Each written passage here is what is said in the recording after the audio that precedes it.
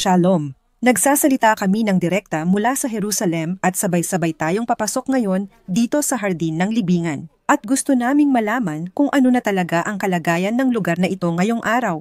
Kung ito ba ay bakante, pinabayaan, o kung nagsimula nang bumalik ang mga peregrino dito sa banal na lupain. Kaya, halina tingnan ninyo ang lahat gamit ang inyong sariling mga mata. Tara na!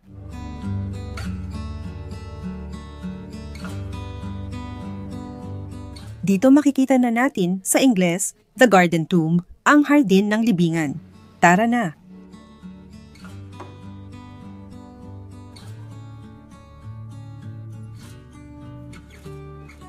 Nandito na tayo ngayon sa loob ng Hardin ng Libingan. Lilibutin natin lahat ng nandito ngayong araw at makikita nyo na maraming tao sa lugar. May mga tao mula sa iba't ibang bansa. Mamaya-maya lang, tatanungin ko siguro ang isa o dalawa kung saan sila galing. Kaya, tingnan nyo kung gaano kaganda dito ngayong araw, sumama kayo sa akin.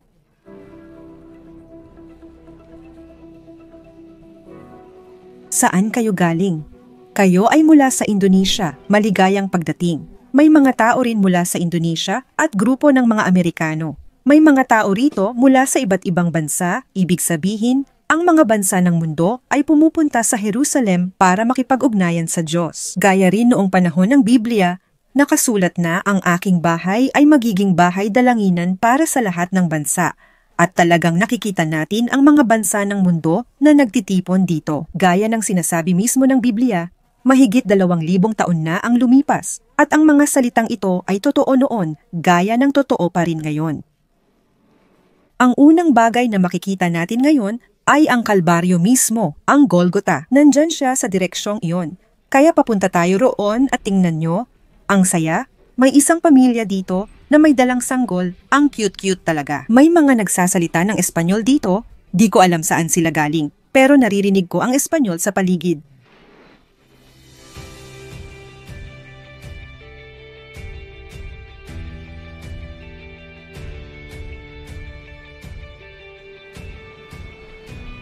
Gusto ko lang ipakita sa inyo ang larawang ito. Ito ay isang lumang larawan ng lugar. At kitang-kita natin dito ang kalbaryo, ang bungo. Dito makikita natin ang dalawang mata at ang ilong. Kaya ang dalawang mata ay nasa harap mismo natin. Gumuho ang ilong ilang taon na ang nakalipas dahil sa malakas na pag-ulan ng niebe sa Jerusalem. Pero dito makikita natin ang kalbaryo, ang Golgotha at may grupo dito na kakarating lang. Pero ngayon titingnan natin. Tara na sa pinaka-importanting lugar sa lahat, ang walang laman na libingan, kaya tara na, sama-sama tayong pumunta.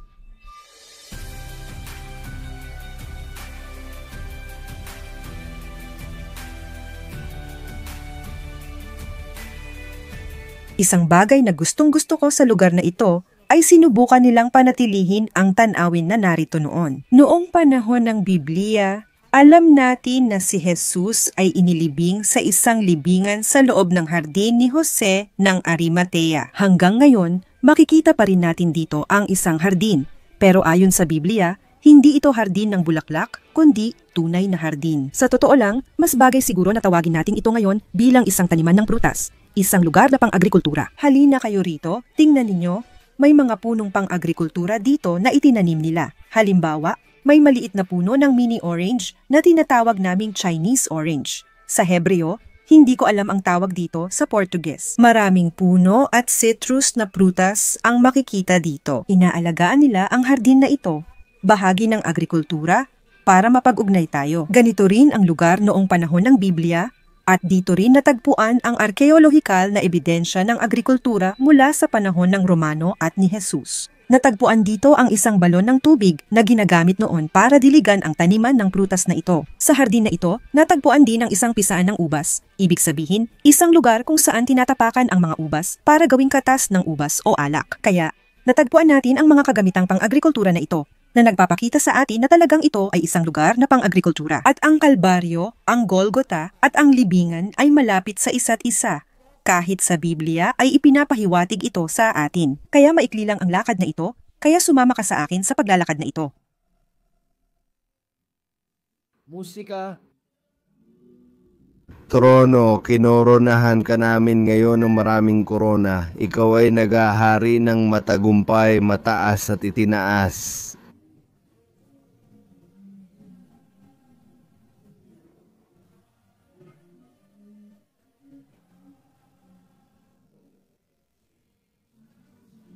Ang ganda! Marami sa mga grupong pumupunta rito upang magpilgrimahe at bumisita sa Hardin ng Libingan ay sinasamantala ang lugar na ito upang gawin ang kanilang hapunan. Kakatapos lang nating makita ang isang grupong nagdiriwang dito. At sa likod, may isa pang grupong kumakanta na rin at magsisimula na sa hapunan.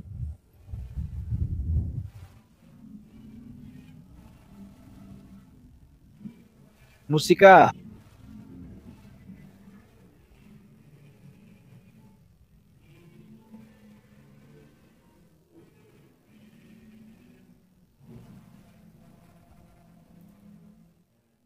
Habang dumadaan ako, may nakita akong dalawang Brasiliano. Sabi ko, "Shalom, shalom, ano mga pangalan nyo?" Ako Si Luisita Lu.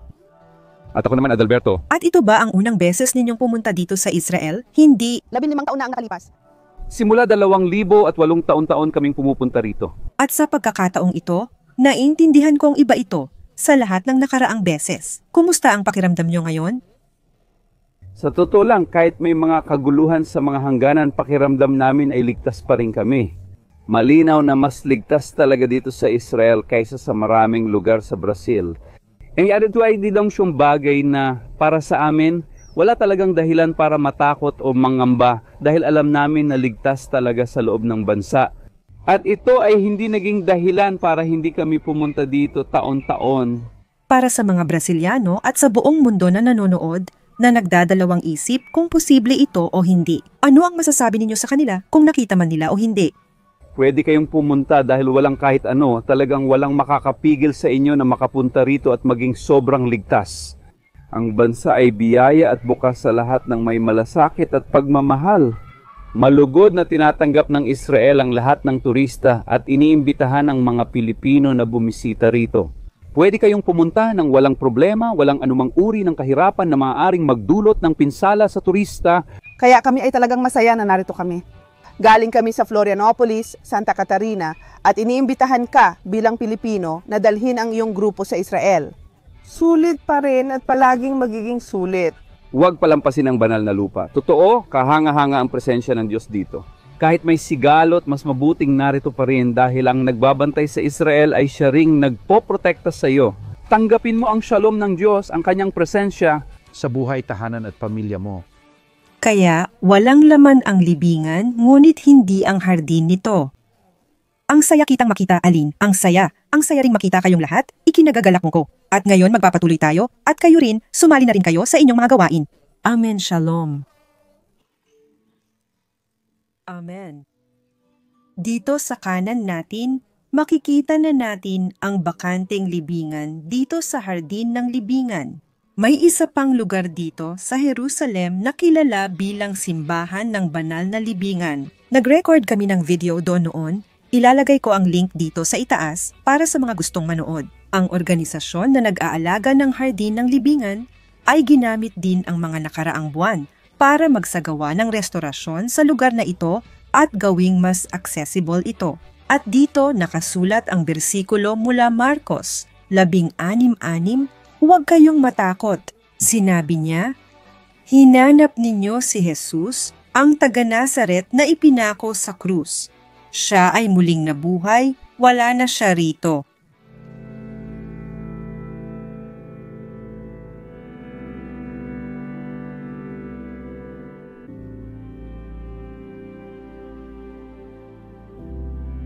Ang libingang ito ay may puwang para sa 3 katawan, at ang partikular na puwang na ito na ating nakikita ay kung saan inilagay ang katawan ni Jesus.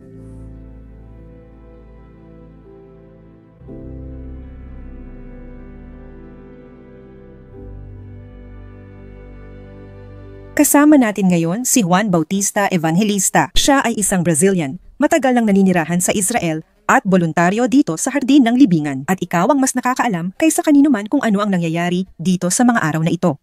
Kaya gusto kitang tanungin, kumusta ang hardin sa mga araw na ito? May tao ba rito? Anong nangyayari?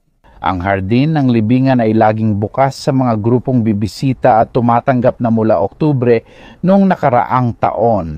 Tumawag lang at bubuksan namin ang pinto. Pero nitong mga nakaraang linggo, ang hardin ng libingan ay ganap ng bukas para tumanggap ng iba't ibang grupo at mga tao mula sa iba't ibang panig ng mundo.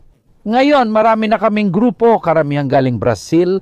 May mga dumating na ring maliliit na grupo. At sa susunod na linggo ay may ilang malalaking karabana mula sa Brazil na bibisita rito. Kaya ligtas at maayos bumisita sa Israel. Lahat ng lugar na binibisita ng mga tao noon ay bukas pa rin para bisitahin at nandito kami para tanggapin ang lahat gaya ng dati. Anong mensahe ang gusto mong iparating sa mga tao? Para sa mga taga-Brazil na nanonood? Ang banal na lupain ay laging bukas para tanggapin ang mga Brasilenyo at patuloy pa ring bukas. Inaanyayahan kitang bumisita sa banal na lupain, mas makilala ang Biblia at makita ang hardin ng libingan na walang laman. Siya ay muling nabuhay.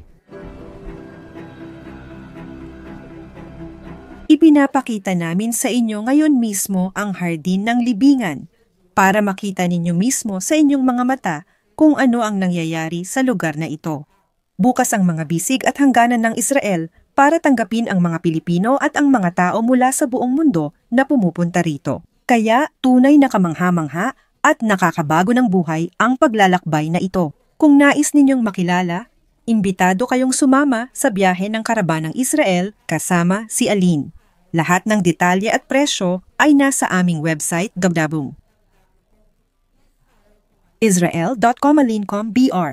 Magkikita tayo kung loloobin ng Diyos ng personal din dito. Isang malaking halik at magkikita tayo sa susunod.